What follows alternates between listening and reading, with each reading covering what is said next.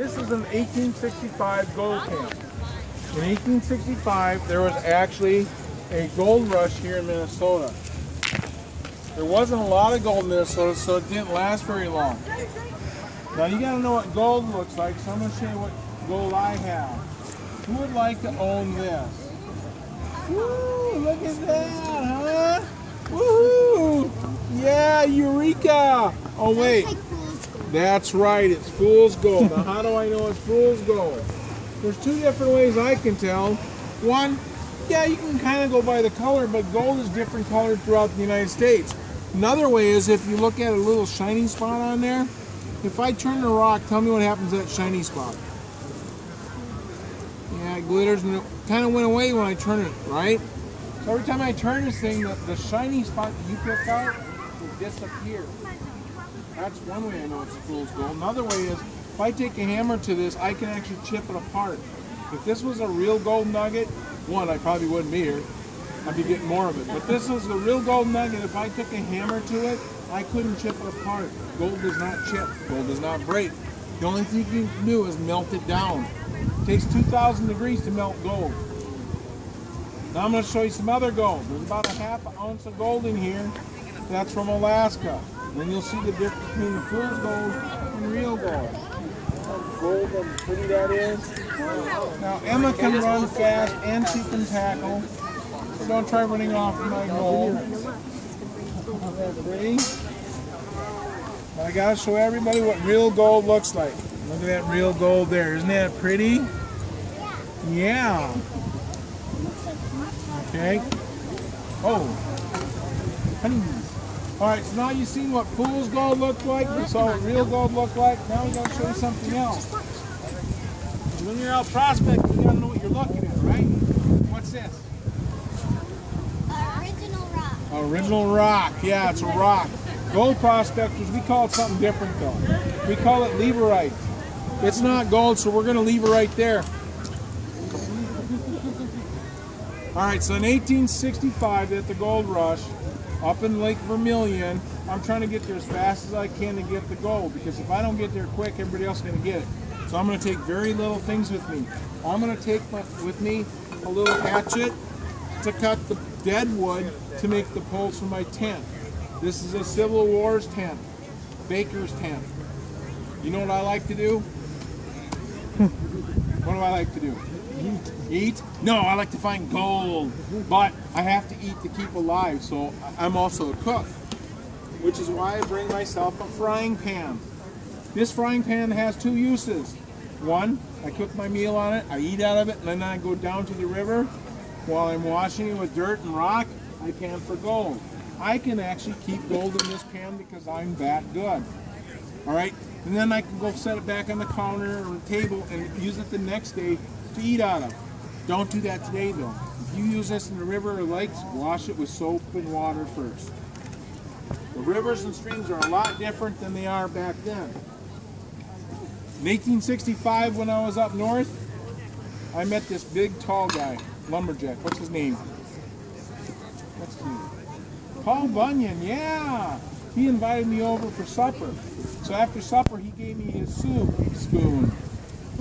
Okay, maybe he did and this isn't his, but you know what? Us prospectors, we're out there all by ourselves prospecting, and we don't see a lot of people, and when we do, we like to tell tall tales. You might ask me when you're out there, it's like, where are you getting all your gold? And I'll go, I'm getting it over that hill way far away, and I'm really getting it here, because I don't want you getting my gold. Well, when I get to the gold rush site, they may have a store there so I can go get more supplies. One of the things I need, is that loaded? One of the things I need is a pick. The store sold this to me for 2 ounces of gold. In my time, 1865, gold was going for $20 an ounce. 2 times 20 is what? 40, that's right. So I paid $40 for this. In your time, you go to an auction, $40, that's a pretty good deal for an antique. But I paid 2 ounces of gold. If you pay 2 ounces of gold for this now, gold is going for about $1,250 an ounce. Times 2 is $2,500. Who'll give me $2,000 for this pickaxe? Will you give me $1,000? How about 500? What a deal! No, you won't, because that's kind of ridiculous. Well, at 2 ounces of gold that I paid for this, who got rich? Me or the store owners? Store owners, they got rich. In 1898, when up in Alaska, and you wanted something to eat, you want an orange, you're going to pay their price, $10 for an orange. Would you pay $10 for an orange? No. The store owners are the ones that got rich, but we had to pay their price. The first gold rush in the United States was what state? Any idea? Any guesses, anybody? Minnesota, that's a good guess, but no. No, not Nebraska. East Coast, North Carolina was 1800. I gave out too much information to shop. The next gold rush happened in 1828, and that was in Georgia, just south there. They're still getting gold from both of those states. The next one was California. What year was the California gold rush? 1880? No, 1849, but they actually found gold in 1848. Why did it take a whole year before the rush started? From this side to that side of the United States, they didn't have telephones or your cell phones or internet. It was all by word of mouth. So they had to go on a horse to a train all the way across the United States. When they found out they had their gold rush in California, then they all came out there in 1849. The next one after that was 1859, Colorado. And then there was the other northwestern states above that going towards Alaska. Alaska was the last gold rush, 1898. They're still getting gold on every one of those states.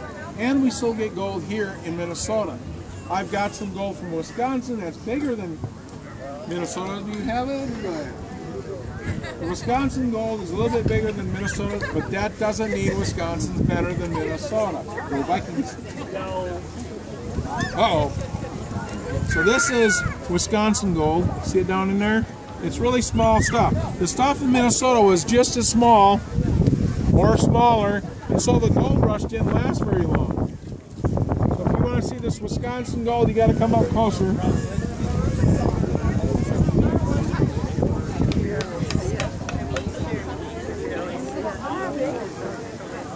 Okay, so Minnesota was very small, so people left after about a year because we weren't getting enough. Train of thought. How to get back to where I'm at here. So, at the gold rush site, I wouldn't bring a lot of things. I'd bring a pan, my frying pan. But once I got there, I'd get a rocker box because I could move a lot more material. I take my shovel and I dig down into the river or the bank. I throw it up into here. Pretend that's a shovel. So you just shovel a bunch of dirt in the top of the rocker box. I go down into the Mississippi River. I scoop it. I come up here and I pour the water in over the top of it. What that does is wash the water, the rocks, the sand all the way down, leaving the gold at the top. At the end of the day, I'll tip it over into a pan and pan it out to get to the gold. I've got a smaller version here that does the exact same thing. The difference is I can sit down, lay down, put my feet up here, put my toes up on it, rock it back and forth. I can be really lazy about it. Underneath here I got a carpet. Water washes across the carpet. All the gold will stick to it. The heavy stuff, the small stuff, even the micro little fly poop Minnesota gold will stick to this. At the end of the day, I take my pan of water, put this on top, slosh it down.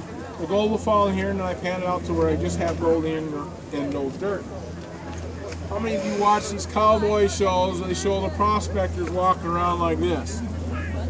Every cowboy show I see these prospectors bent over that. Why do they do that? You fill this pan up with dirt and water, and you go down to the river, you're like this all day long. When you get done, you're just like this. Well, it takes me a minute to pan this out myself, and I can do it. But I like using the smaller pan. If I filled this up with dirt and water, it'd take me 19 seconds. And I proved that to a gentleman here about an hour ago, that I could pan it out and keep all my gold in it. Because I'm that good. I've got a lot of practice. Gold is heavy. It's 19 times heavier in water, and it actually gets up underneath rocks in the river as the river's flowing through there. You're looking at a river and you want to know where the gold's at. Look for the slowest part of the moving of the river. That gold I call gold lazy. It likes to go as slow as it can, finds the slowest part of the river, and it just collects it. Now gold will get underneath rocks. I'm going to take this pick, and I get underneath the rock, and I just budge it so it's loose. And now there's gold underneath that rock. One thing to remember this: whoever finds the gold gets to keep the gold. Okay? Whoever finds the gold gets to keep the gold. There's gold underneath that rock. Up, she found some gold. She gets to keep the gold. Okay, in that gold, in that little vial she's got, once you hold up high so everybody can see how pretty that is. That is gold in your time that's smushed to 1/1000th of an inch. They'll take that gold and they'll put it on picture frames and artwork. And it's the same stuff they put up on the horses. That's actually mixed with brass. So I don't know if it's 100% pure, but I know it's not total. And it's really thin, and it doesn't have a lot of weight to it. It's really light, so it's not worth a hill of beans. Unless some friend wants to buy it from you, then you can get as much as you can from them. Okay? So the next thing we're going to do, Emma's going to take part of the class over here, the kids over here, or adults, whoever wants to pan for gold. I have real gold that was sent from a friend that was a classmate of mine, and we're going to give it to kids to pan out. I have real gold in here from Alaska, and we'll put that in a pan. The kids can pan out some gold. If you haven't seen what real gold looks like, if you just came up, I'll hurry up and show you the different types of gold. Fool's gold, sparkles, sparkles go away. Real gold, about a ½ ounce in here from Alaska. I hold on tight. Emma can run fast and tackle. Don't try to take my gold. Okay, if you want to see it up close, you can come up a little bit later. And the last thing was, again, you got fool's gold, real gold, and of course these things. What was this called again? Leverite. It's not gold, so I'm going to leave it right there.